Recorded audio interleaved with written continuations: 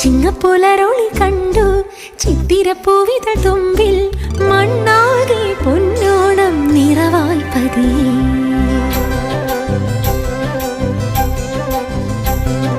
മുറ്റത്തെ മുക്കുറ്റി തളിരാൽ പൂക്കുടയാകെ നിറഞ്ഞു.